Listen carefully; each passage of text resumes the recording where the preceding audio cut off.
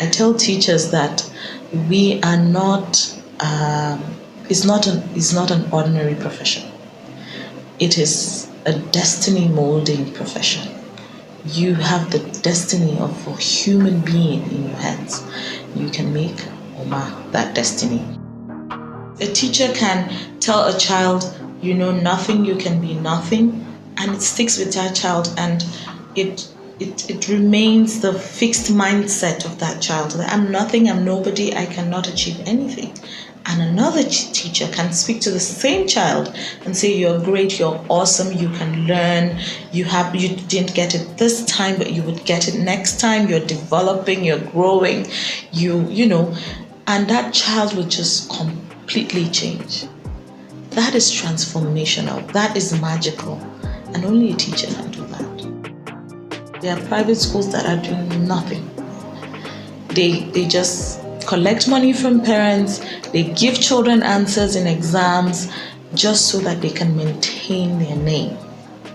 It's deplorable and it's sad.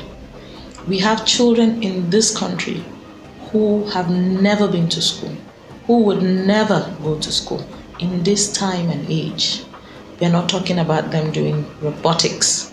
We are not talking about artificial intelligence. We are talking about ordinary school, just for them to have basic education. It's sad. It's sad that a country like ours would, in this age, have children who would never get into the walls of a classroom. In places like Maiduguri, where I come from, we need to find a way of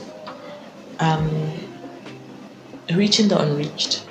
So we have children, the crisis started in 2009, and so we have children who in 2019, which is 10 years now, 2020, they were 6 in 2009, so they were of school age, normal school. They couldn't go because their communities were ravaged and they had to move. Today in 2020, they are neither in their communities, in schools, or in schools in the host community where they had moved.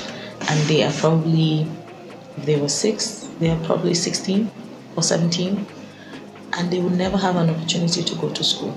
So what do we do with this crop of people? They are 17, they won't go to primary 1.